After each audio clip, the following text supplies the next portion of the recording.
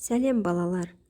Бүгін сендермен жыл басы деген ертегі айтатын боламыз. Ең ерте заманда хайуандар жылдың басы болуға таласыпты. Сонда жылқы айтыпты: мен алысты жақын қыламын, күшімді көреді, сүтімді ішеді. Қылыма шейін арқан өшіп еседі.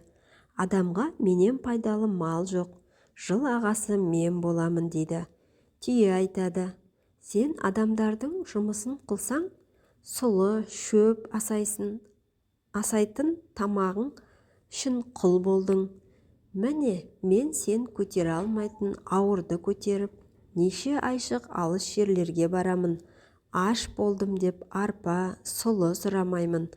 Көде болса көде, жусан болса жусан, не кез келген соны қоя кетіп, табылса су ішіп, табылмаса шөлде де жолға жүре беремін. Жыл басы болу маған лайық.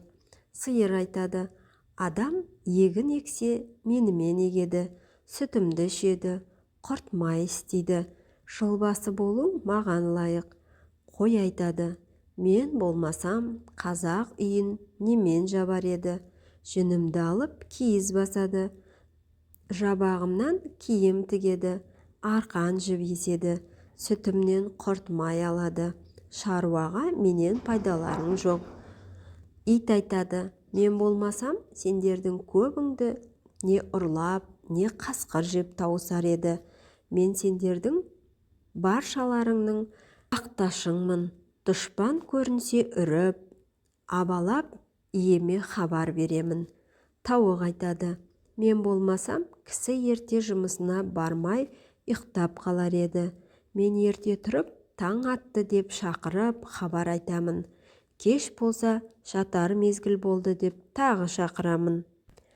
Тышқан не айтарын білмей тұрады да бір түрлі қулық ойлап жиылған көпке айтады: бұл таластан еш нәрсе өнбес. Жылды қарап тұралық та, кім бұрын көрсе, сол жыл басы болсын. Өзгелері қарап тұрғанда, түйе өзінің бойына сеніп, менен бұрын кім көреді? деп тышқанның сөзін қостайды. Бәрі қарасып тұрады.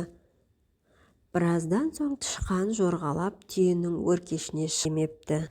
Біз көреміз деп тұрғанда, ең биікте отырған тышқанды көріп, еш нәрсе демепті.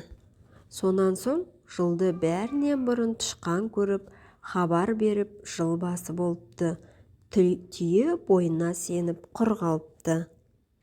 Балалар, ертегі қызық болды ма?